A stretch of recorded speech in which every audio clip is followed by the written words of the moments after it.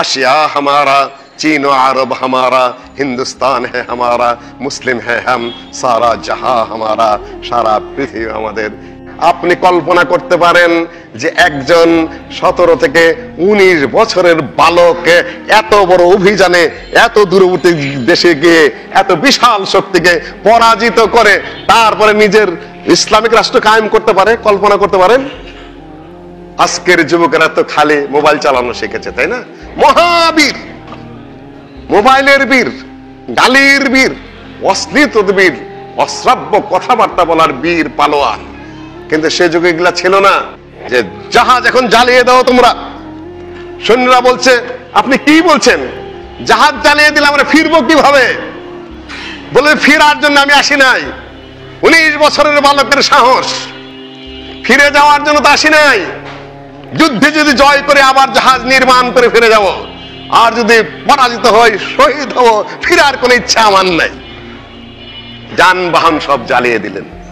সম্মানিত উপস্থিতি, মুসলিম ভূখণ্ডের স্বাধীনতা রক্ষা করা সম্ভবপর হয়নি। আরেকটি তত্ত্ব আপনাকে দিয়ে যাই, মুসলিম বিশ্বের যে ভূখণ্ডটুকু ইসলামের আওতায় এসেছে, মুসলিমদের আওতায় এসেছে, তার অধিকাংশ জয় করেছে কারা? কে বলতে পারবে? সাহাবীগণ এবং তাবিঈগণ। সাহাবীগণের যুগেই ইসলাম চলে গেছে মিশরে, শুধু নাম মাত্র দাওয়া জানে, শাসন সহ চলে গেছে। সাহাবীদের যুগে বা তাবিঈদের যুগে ভারতের ব্যাপক অংশ জয় হয়ে গেছে। তাদের যুগেই মাওরানার চীন পর্যন্ত ইসলাম চলে গেছে বিজয়ী হয়ে। সারা বিশ্বের ব্যাপক অংশ যা কিছু জয় তার অধিকাংশ সাহাবী এবং তাবিঈগণের হাতে। এইটুকু মনে রাখবেন, আল্লাহর নবী বলেছেন এমন এক যুগ আসবে যেদিন জিজ্ঞাসা করা হবে হাল ফীকুম মান রাআস সাহাবা, তোমাদের মধ্যে কেউ আছো যে কোন সাহাবীকে দেখেছো? বলা হবে যে দেখেছি। ফায়ুফতাহু লাহুম, সেই যুদ্ধে তারা জয় লাভ করবে। ওয়া ইউকালু হাল রাআ মিনকুম, তোমাদের মধ্যে এমন কেউ দেখেছো যে সাহাবীকে দেখেছে, অর্থাৎ তাবিঈকে দেখেছে, এমন কেউ আছো বাহিনীর মধ্যে? আছি। ওই বরকতেই যুদ্ধে জয় হয়ে যাবে। সোজা ব্যাপার না, আল্লাহর নবীর বরকত, তার সাহাবীগণের বরকত এবং তাবিঈদের বরকত। হাদিস সহিহ, সহজ ব্যাপার নয়। এই বিজয় চলে আসছে ভারতে উমাইয়া আমলে।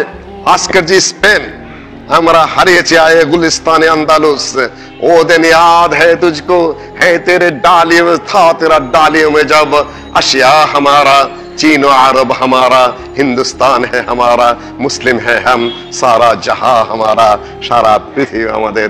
সেই স্পেনে যখন শুরু করলো 19 বছরের এক যুবক, কোন বিবরণে 17 বছরের এক যুবক, মুসা বিন নুসাইর প্রধান সেনাপতি উমাইয়া বংশের, তাকে পাঠানো হলো স্পেন বিজয়ের জন্য। ভূমধ্য সাগর পাড়ি দিয়ে যেতে হয়। আপনি কল্পনা করতে পারেন যে একজন 17 থেকে 19 বছরের বালক এত বড় অভিযানে এত দূরবর্তী দেশে গিয়ে এত বিশাল শক্তিকে পরাজিত করে তারপরে নিজের ইসলামিক রাষ্ট্র কায়েম করতে পারে? কল্পনা করতে পারেন? আজকের যুবকেরা তো খালি মোবাইল চালানো শিখেছে, তাই না? মহাবীর, মোবাইলের বীর, গালির বীর, অশ্লীলতার বীর, অশ্রাব্য কথাবার্তা বলার বীর পালোয়ান। কিন্তু সে যুগে এগুলা ছিল না। ভালো কথা লেখো আলহামদুলিল্লাহ, যা লেখো আর যা শুরু করেছো একটা শ্রেণী, তাদের জীবন আদর্শ কল্পনা করে দেখো। ভূমধ্য সাগরে তিনি জাহাজ ছেড়ে দিলেন। সেই যুগে মুসলিম বাহিনী এতটাই শক্তিশালী ছিল যে তখন নৌযান নিয়ে স্পেনে রওনা করেছেন। বলা হয়ে থাকে জিব্রিলটার, যেটা এখন আছে স্পেনে, সেটা হলো জিব্রিলটার মানে জাবালে তারেক, তারেকের পাহাড়। তিনি যখন ভূমধ্য সাগরের ওপারে যে স্পেনের তীরে সেই নৌকাগুলা ভিড়ালেন, যুদ্ধ জাহাজ ভিড়ে বললেন कहा तारक ने जला दो जहाज को नाकाम ना लौटूंगा हिजाज को। যে জাহাজ এখন জ্বালিয়ে দাও তোমরা। সৈন্যরা বলছে আপনি কি বলছেন? জাহাজ জ্বালিয়ে দিলে আমরা ফিরবো কিভাবে? বলে ফিরার জন্য আমি আসি নাই। 19 বছরের বালকের সাহস, ফিরে যাওয়ার জন্য তো আসি নাই। যুদ্ধে যদি জয় করে আবার জাহাজ নির্মাণ করে ফিরে যাব, আর যদি পরাজিত হয় শহীদ হব, ফিরার কোনো ইচ্ছা আমার নাই। যানবাহন সব জ্বালিয়ে দিলেন। স্পেন পরবর্তীতে আমরা হারিয়েছি।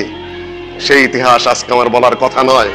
আমি শুধু বলছি যে মুসলিম ভূখণ্ড সাহাবীরা যে খুটুকু জয় করেছিলেন, ওদিকে ইয়ামান, এদিকে ইরান, এদিকে ভারত, ওদিকে আফ্রিকার মিশর থেকে শুরু করে তাইওয়ান পর্যন্ত, ওদিকে আরো যে সকল দেশগুলা লিবিয়া, ওগুলা সাহাবীদের আমলেই বিজিত হয়েছে।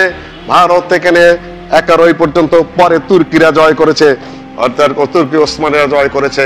একেবারে স্পেনের ওই তুর্কির ওই সকল অঞ্চল সহ অনেক ভূখণ্ড, এই যে বসনিয়া হেরজগ যেগুলা আছে, এগুলা সব কিন্তু খ্রিস্টান এলাকা ছিল, ওগুলা সব তুর্কিরা জয় করেছিল খ্রিস্টান শক্তিকে পরাজিত করে।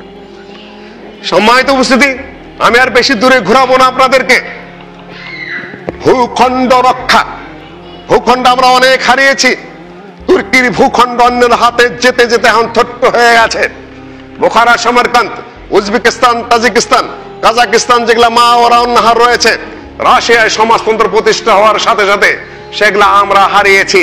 সেখানে ইমাম বুখারীর জন্ম, সেখানে ইমাম তিরমিজির জন্ম, সেখানে জামাখশরীর জন্ম, সেখানে আব্দুল কাহির জুরজানির জন্ম, সেখানে ইবনে মাজা কাজবিনের জন্ম, বড় বড় মুহাদ্দিসিনদের জন্ম, যেগুলা বোখারা, সমরকান্ত, উজবেকিস্তান, তাজিকিস্তান, কাজাকিস্তান সব আমরা রাশিয়া সোভিয়েত ইউনিয়নের সমাজতন্ত্র প্রতিষ্ঠা হওয়ার সাথে সাথে মাদ্রাসা মসজিদগুলো ভেঙ্গে চুরে চুরমার করে দিয়ে ওগুলো সমাজতন্ত্রের ওই কুফুরি নাস্তিকতার অধীনে চলে গিয়েছিল।